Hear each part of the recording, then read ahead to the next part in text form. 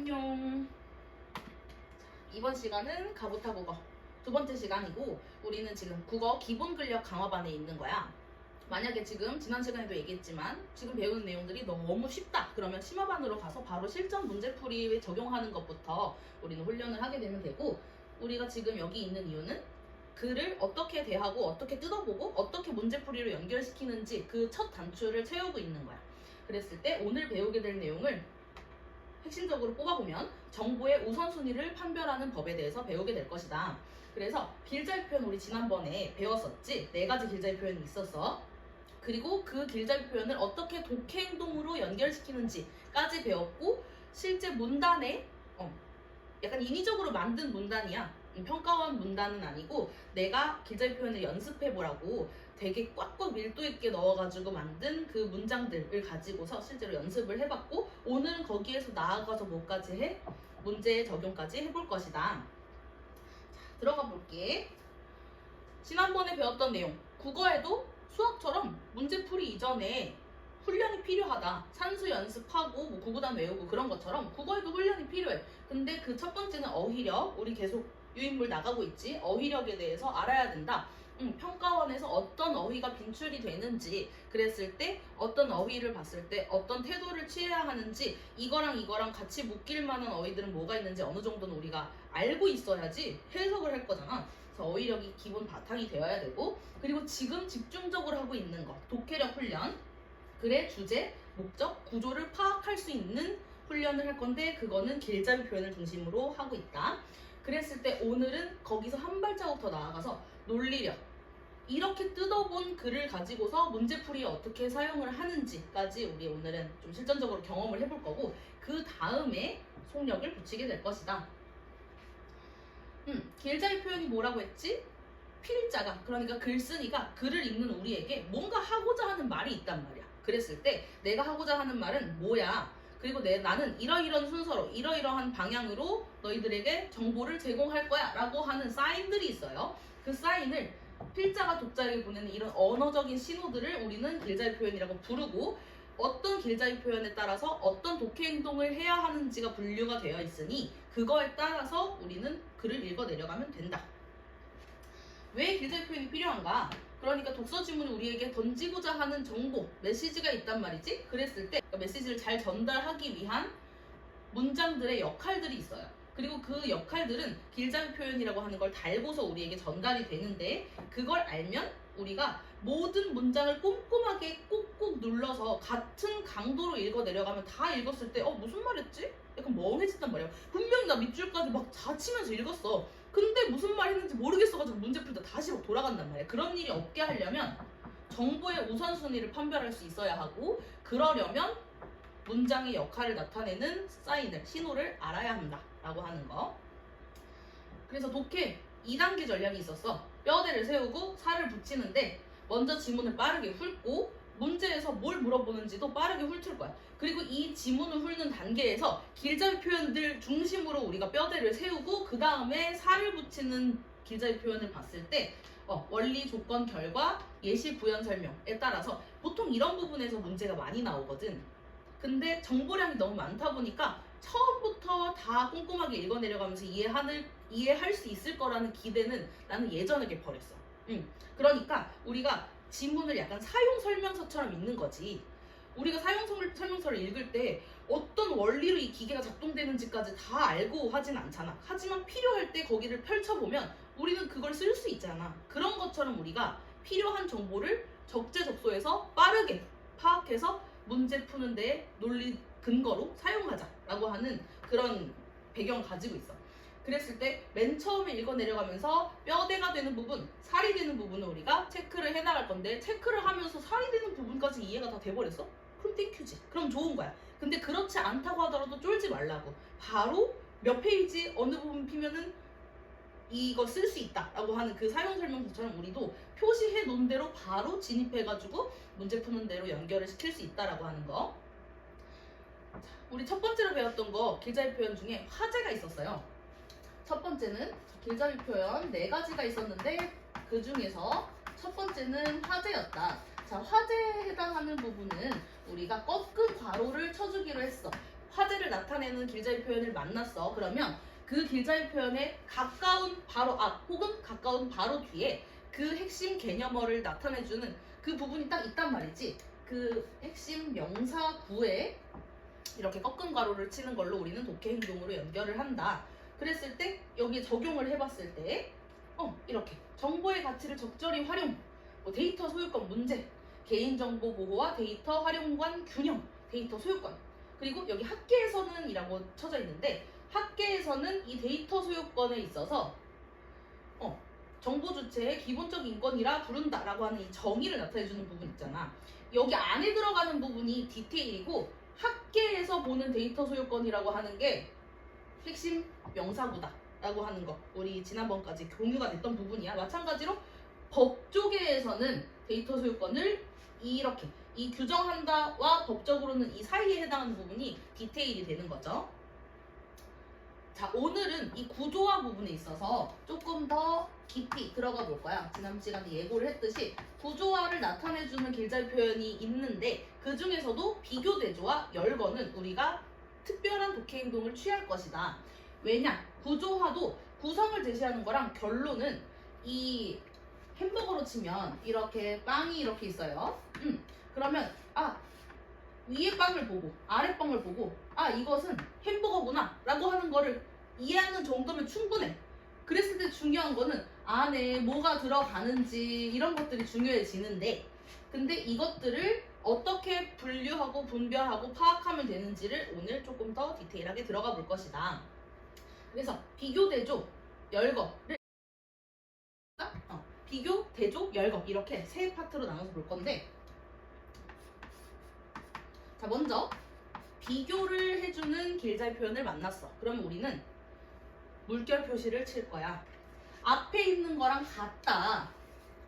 앞에 있는 것과 지금 나오고 있는 부분이 같은 행동 혹은 같은 속성을 지닌다. 유사성으로 묶인다라고 하는 거. 지금 여기 표현으로 보면 마찬가지로 이와 같이 유사하게 이런 식의 길자리 표현을 만나면 우리는 물결 표시를 친다. 그리고 대조를 나타내는 부분, 그러니까 공통점이나 유사성이 아니라 차이점으로 묶이는 부분에 있어서는 이와 달리 대조적으로 반면 뭐뭐는 뭐뭐보다 상대적으로 다른 한 편, 이런 식의 길자리 표현을 만나게 되면 우리는 이렇게 양방향으로 나뉘어지는 화살 표시를 할 것이다.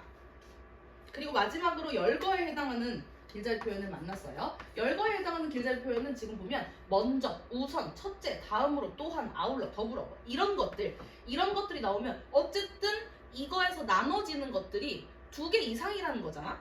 그러면 거기에다가 우리는 숫자를 붙여줄 거야. 1번, 2번, 3번 이런 식으로 숫자를 붙여줄 거예요. 그리고 필요하다면 여기 안에서 또 갈라지는 숫자가 있겠지. 뭐 3-1, 3-2 이런 식으로. 이거는 우리가 보기 좋게 해석하기 위해서 이런 방법들을 활용할 것이다 라고 하는 거. 자, 그래서 밑에 실제 기출문제에서 나왔던, 기출 지문에서 나왔던 문장들을 보면, 자, 이규경도 마찬가지로 서하게 라고 했어.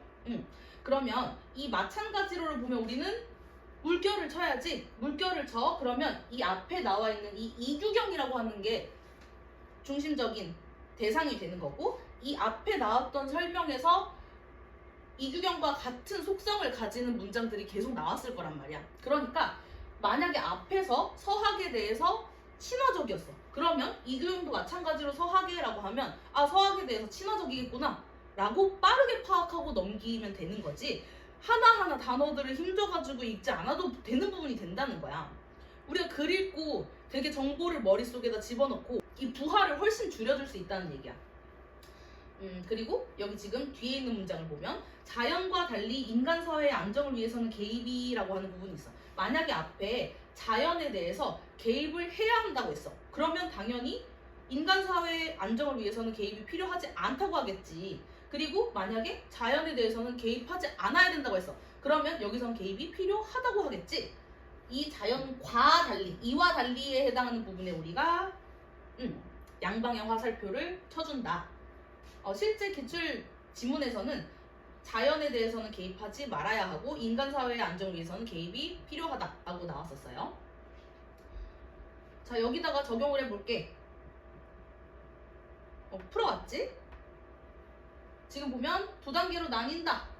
그 다음에 나왔던 게 이게 먼저 뭐라고 했어? 열거에 해당하는 구조와 길잡이 표현이죠. 그러면 먼저 작동하는 선천면역이라고 하는 것에 1번을 붙여주는 거야. 그리고 뒤에 나오는 이 그런 다음 한 다음에 그 다음에 두 번째가 나오는 거지. 적응 면역의 두 번째 2번을 붙여줘요. 그리고 적응 면역에 대해서 조금 더 깊이 들어가고 있어. 적응 면역은 선천 면역과 달리 하면서 앞에 나왔던 이 속성과 적응 면역의 속성이 다르게 전개될 것이라고 하는 것을 이와 달리에 해당하는 표현을 통해서 우리가 미리 파악을 할 수가 있고, 그 다음에 이 과정에서 T세포가 B세포를 자극하여 항체를 생산하도록 유도하고 라고 하는 거, 이게 지금 적응 면역의 2-1번에 해당하는 속성이다 라고 하는 거. 그리고 아울러 하면서 2-1의 같은 이 수준에서 같은 차원에서 두 번째가 나오고 있죠. 그러면 2-2를 붙여주고 기억세포를 형성하여 재침 입시 더욱 신속하게 반응할 수 있게 된다라고 했던 거. 이런 디테일들은 이 숫자를 붙여놓으면 여기에 해당하는 속성으로 우리가 빠르게 찾아 들어올 수 있다. 읽어 내려가면서 숫자 표시하면서 읽어 내려가면서 처음부터 이해가 되면 좋지만 만약에 긴가민가 해 하면 바로 이 부분으로 찾아서 들어오면 된다라고 했던 거. 그 다음에 여기 반면이 나왔죠. 반면 나오면 이렇게 양방향 화살표를 해주고 지나치게 억제되면, 자 지금 여기 보면은 면역 반응이 과도하면 자가 면역 질환을 야기하고 반면 지나치게 억제되면, 지금 과도한 거의 반대 부분이니까 면역 상태가 과해지는 거냐 아니면 면역 상태가 부족해지는 거냐 이런 식으로 나뉘어진다는 거지. 그래서 만약에 앞부분에서 이야기하고자 하는 말을 캐치를 했으면, 이해를 했으면 그 다음에는 약간 힘 빼고 읽어도 된다라고 하는 부분 이해를 해줬으면 좋겠고, 자, 우리 세 번째 길잡이 표현은 반전에 해당하는 거였어요. 자, 반전. 왜 반전이라고 하냐? 만약에 좋은 얘기를 하고 있다가 반전이 돼. 그러면 문제를 이야기해 준다든지 뭐 한계를 얘기해 준다든지 제약 조건이라든지 이런 것들이 나오게 될 것이고, 계속 좋은 얘기를 하고 있었다가 안 좋은 얘기를 할 수도 있지만 계속 안 좋은 얘기를 하고 있다가 그럼에도 불구하고 필요하다라고 하는 그 필요성을 갑자기 얘기해 줄 수도 있잖아. 그러니까 문제라고 묻는 게 아니라 반전이 되는 부분이라고 묶은 거고, 이 부분에는 우리가 글의 방향이 꺾인다 라고 하는 V 표시를 쳐줬었어요. 그리고 마지막 네 번째 길잡이 표현은 구체화에 해당하는 부분인데, 이 구체화 길잡이 표현에도 조금 더 깊이 살펴볼 부분이 있어. 자, 여기 지금 원인과 조건에 체크가 되어 있지. 원인 혹은 조건을 나타내는 길잡이 표현을 만난다 라고 하면 우리도 이제는 이런 연결되는 화살표를 그어줄 거야. 그리고 지문이 보통 이런 식으로 여러 줄로 이루어져 있을 때 이렇게 바로 연결이 될 수도 있지만 이런 식으로 몇 문장을 건너뛰어서 연결이 될 수도 있겠죠. 우리가 요즘 난이도를 조정하는 그런 장치 중에 하나가 이렇게 원인, 조건이 되는 부분이 그 결과에 해당하는 부분이랑 되게 멀리 떨어져 있는 거야. 그런 경우에 우리가 헤매게 되는 경우가 많거든. 그랬을 때 이렇게 쭉 길게 늘어뜨린 화살표를 연결을 시켜놓으면 우리가 이 지문 자체가 지도가 되는 거지. 바로 어디를 찾아 들어가서 보면 되는 거지. 바로 어디를 찾아 들어가서 보면 되는지를 알 수 있게 되는 거죠. 자, 실제로 한번 해보면, 자, 여기 보면 이것도 지난 시간에 다뤄봤던 지문이잖아. 빠르게 한번 볼까?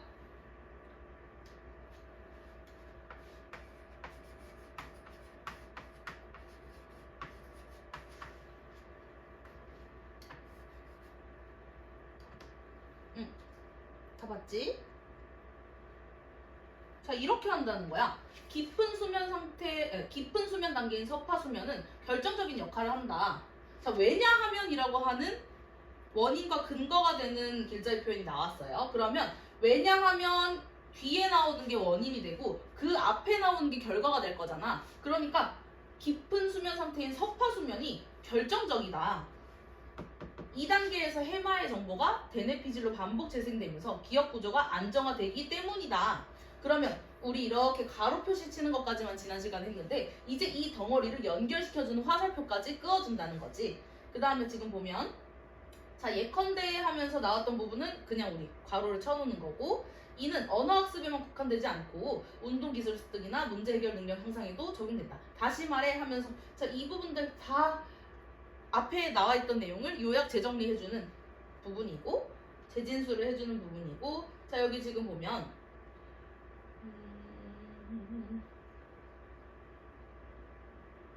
자, 수면이 부족하면 하면서, 자, 이 하면이라고 하는 게 원인을 나타내주는 길자유 표현에 해당했었어요. 그러니까 수면이 부족한 것이 원인이 되어서 뒤에 나오는 것이 결과가 된다는 거지. 근데 지금 여기서 한 번 더 이어져. 이렇게 되면 이것은 하면서 또 연결이 돼요. 새로운 정보를 받아들이는 용량 감소와 관련이 있다. 자, 그러면 수면 부족, 해마의 기억 전산 작업 중단, 새로운 정보 받아들이는 용량 감소, 이렇게 3단계로 이어지는 원인과 결과 양상이다 라고 하는 거. 우리 이거를 그냥 쭉 읽어 내려가면 이 3단계로 이어지는 원인과 결과 양상이 그냥 바로 이해가 되기가 어려운데, 이렇게 화살표를 그어 놓으면 아, 이런 식으로 변화를 해서 결국에는 이런 결과를 가지고 오는구나 라고 하는 걸 조금 더 시각적으로 파악하고 찾기가 쉬워지겠죠. 자, 그래서 원래 구체화에 해당하는 부분은 이렇게 둥근 가로를 쳐주기로 했었는데, 이것을 원인과 조건을 나타내주는 길자유 표현으로 만약에 연결이 된다라고 하면 이렇게 연결 표시인 화살표를 같이 쳐준다라고 했던 것까지 이해를 하고 넘어갑시다. 이건 기억을 해줘요. 자, 이번에는 실제 문제에 한번 적용을 해볼 거야. 쭉 읽어볼까? 읽어봐봐. 읽어보고 길자유 표현에 표시를 해봐. 진짜 우리가 문제 푸는데 도움이 되는지 한번 보자.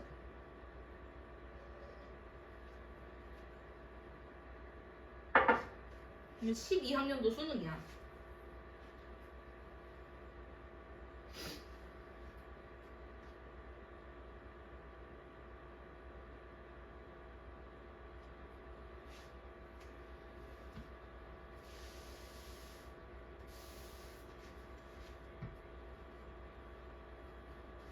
자, 맞니? 이 지문의 길자유 표현들을 표시를 하면 어떻게 되냐 하면 나눠준 종이에다가 직접 해보면 돼. 어떻게 되는지 볼까?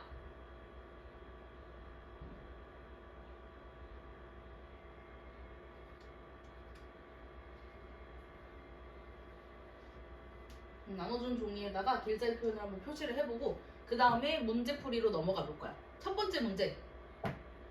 위 글의 내용에 대한 이해로 적절하지 않은 것은, 우리 아는 도면 X표 쳐주기로 했어요. 아는 것은, 자, 1번 개별 경제 주체는 사회 전체가 아니라 자신의 이익을 기준으로 행동한다. 개별 경제 주체가 제3자의 이익이나 손해까지 고려하여 행동하지는 않을 것이기 때문이다 라고 했던 이거 구체화 중에서 원인과 조건에 해당하는 길자유 표현으로 묶여가지고 얘랑 연결이 되는 부분이었지. 그래서 이렇게 표시가 되고 화살표까지 표시가 되어 있는 부분인데, 딱 여기서 개별 경제 주체가 제3자의 이익이나 손해까지 고려하여 행동하지는 않을 것이라고 하는 부분에 있어서 문제가 지금 개별 경제 주체는 사회 전체가 아니라 자신의 이익으로 행동한다, 자신의 이익을 기준으로 삼아서 행동한다 하는 이 첫 번째 선지의 근거가 되는 부분이 딱 표시가 되어 있는 거지. 자, 두 번째, 제3자에게 이익을 주는 외부성은 사회 전체적으로 비효율성을 초래하지 않는다. 볼까? 지금 보면 이 외부성이라고 하는 핵심 개념어가 있잖아. 이 외부성이라고 하는 것의 정의가 뭐냐? 어떤 경제 주체의 행위가 자신과 거래하지 않는 제3자에게 의도하지 않게 이익이나 손해를 주는 것을 외부성이라고 한다.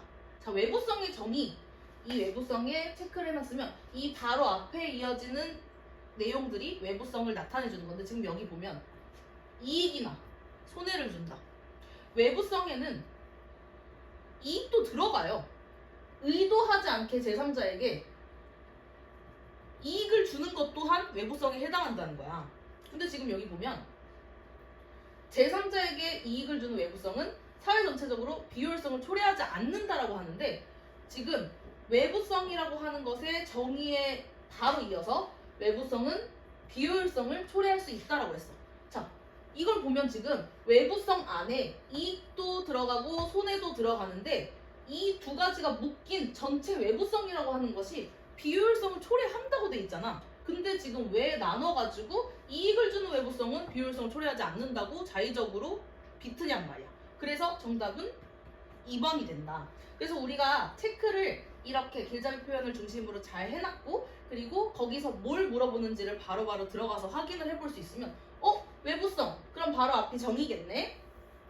이익이나 손해를 주는 것이야. 근데 외부성이라고 하는 것은 비효율성을 초래해. 이렇게 두 단계로 연결이 돼서 그러면 이익을 주는 것 또한 비효율성을 초래하겠네 라고 파악을 하는 게 훨씬 더 구조적으로 쉬워진다는 거지. 나머지 선지들도 한번 같이 볼게. 전통적인 경제학은 보조금을 지급하거나 벌금을 부과하는 데 따르는 비용을 고려하지 않는다. 자, 지금 보면 전통적인 경제학은 이러한 비효율성 해결책이 보조금이나 벌금과 같은 정부의 개입이라고 생각한다.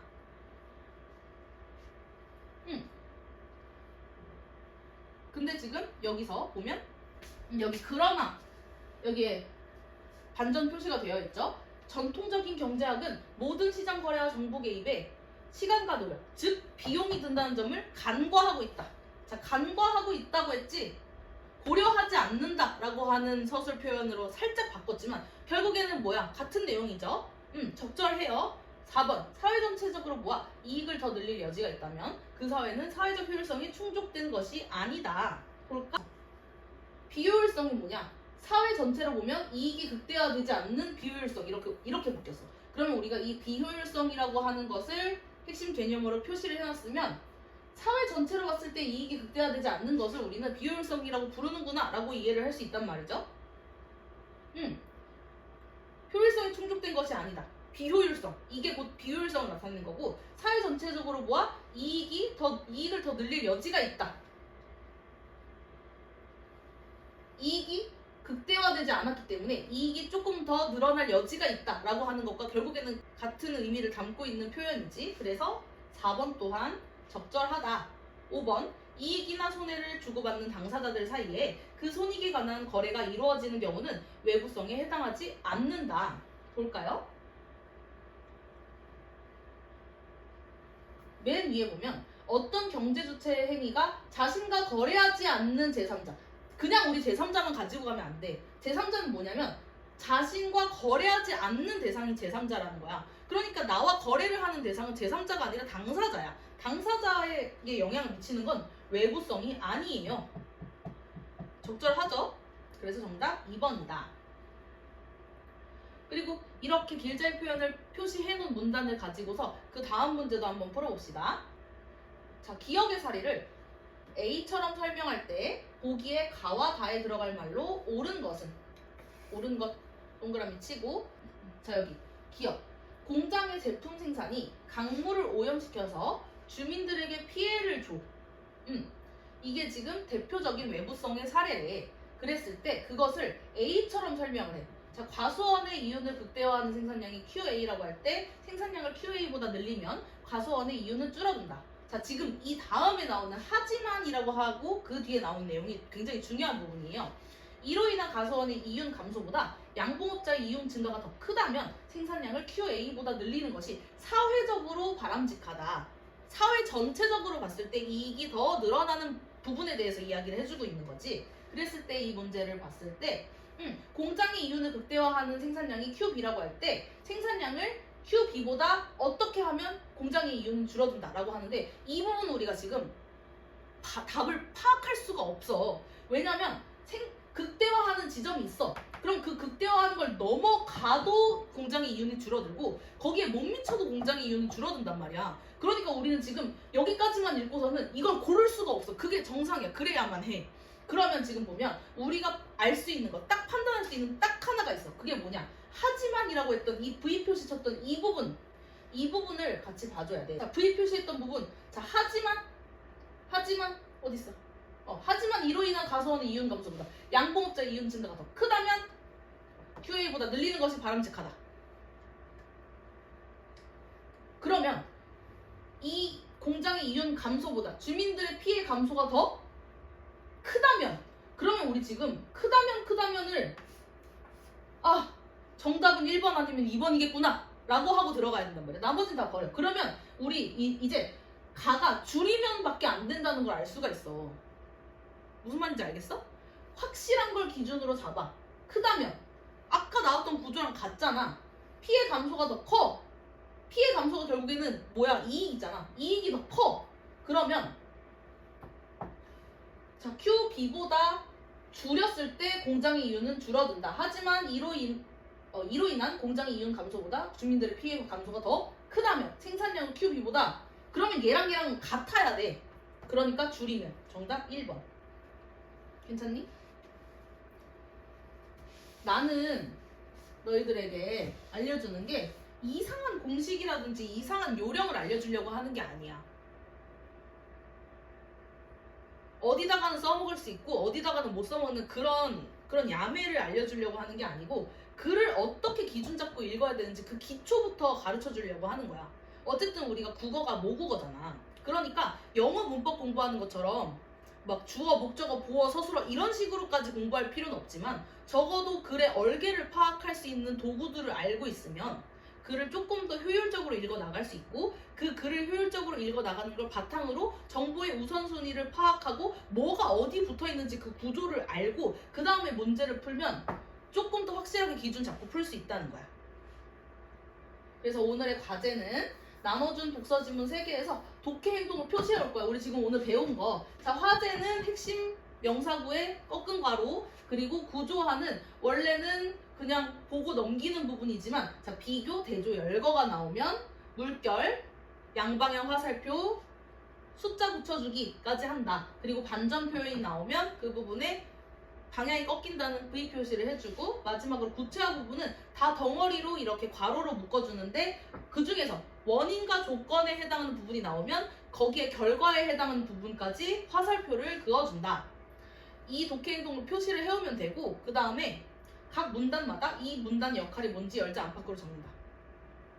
옛날에 막 그런 뭐 평가원 자습서 이런 거 그런 거에 이런 거는 왜 나오는 거야 하지만 이런 거를 쓰면서 우리가 글이 어떻게 구성되는지를 이해를 할 수가 있어. 그러니까 지난번에도 좀 유치한 숙제네요 뭐 이런 식으로 얘기한 친구 있었는데 꼭 해야 돼. 정말 도움이 많이 될 거야.